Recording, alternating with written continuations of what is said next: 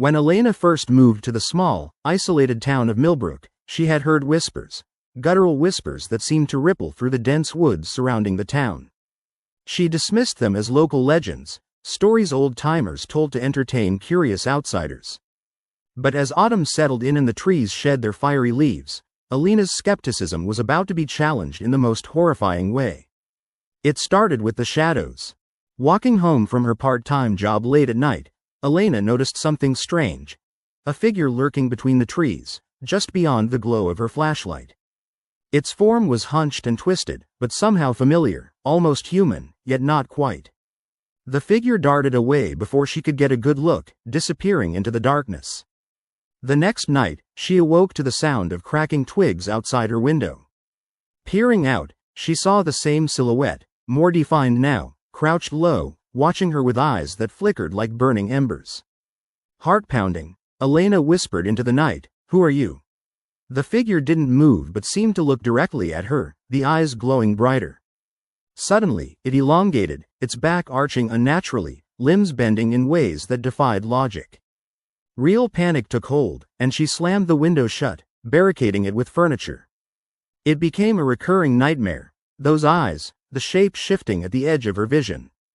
Her friends dismissed her fears as exhaustion or overactive imagination, but Elena knew better. A cold feeling crept into her bones, an instinct that told her something was terribly wrong. One evening, she met with Mrs. Wilson, an old woman who had lived in Millbrook for decades. Mrs. Wilson's weathered face was pinched with worry, and her voice was hushed beneath the weight of secrecy. "There's something you need to know," she said, eyes darting around. "These woods, what you're seeing, that's no ordinary animal. They call them skinwalkers, creatures cursed to take the shape of people, to hunt at night. Long ago, they were people who betrayed their own kind or committed terrible sins. The spirits cursed them, turning them into monsters, forced to wear the skin of the living as a horrid disguise." Elena listened with a shiver crawling down her spine. "But why are they here? Are they after me?" Mrs. Wilson nodded solemnly. "They're drawn to fear, to chaos. If they sense you're frightened, they'll come closer. You must resist showing your terror, stay calm, stay hidden." That night, Elena decided she couldn't run from her fear but needed to confront it. She barricaded herself in her room, clutching a crucifix her grandmother had given her and clutching a heavy flashlight. As darkness seeped into the house, a deafening silence settled, broken only by the faintest shuffling footsteps outside her door.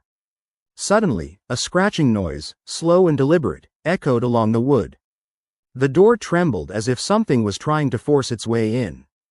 Elena's breath hitched. She pressed her back against the wall, clutching her makeshift talisman. A shadow slipped beneath the door crack, a thin, twisted face peering in, eyes glowing, mouth curled into a malevolent grin.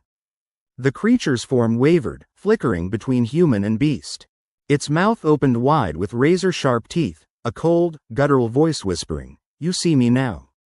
Elena squeezed her eyes shut, clutching her cross, whispering prayers she barely knew. For a moment, she thought she might scream, that her fear would betray her.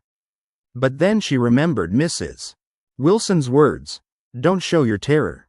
Summoning all her courage, she held her breath, stared directly into the shadow's eyes, and refused to show her fear.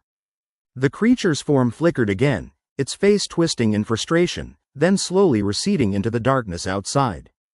In the aftermath, silence returned.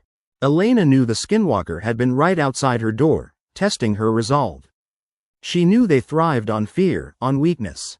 From that night on, she made a pact. No matter what she saw or heard, she wouldn't let her terror show. Over the following days, Elena devised a plan. She would leave town at first light, escape the woods, and hopefully, find safety beyond Millbrook's borders.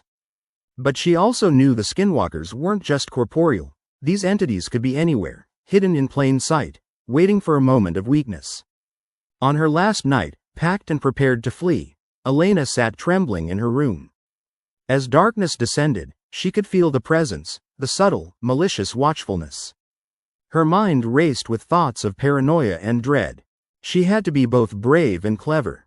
Just as she reached for her bag, a faint rustling sounded outside her window. She froze. The moonlight illuminated a figure, a tall, shifting silhouette standing just beyond the glass. The creature's eyes flickered crimson. Her heart pounded wildly, and for a moment, she thought she might scream. But she remembered the lessons: stay calm, stay silent. The creature's form flickered again, revealing a human face, glossy, with a twisted, malevolent grin. Then it vanished into the shadows, leaving her alone but never unknowing. With trembling hands, Elena grabbed her bag, whispered a farewell to her home, and slipped out into the night. As she fled through the darkened woods, she cast one last look back at Millbrook, a town haunted by shadows, where the Skinwalkers watched, waiting for their next prey.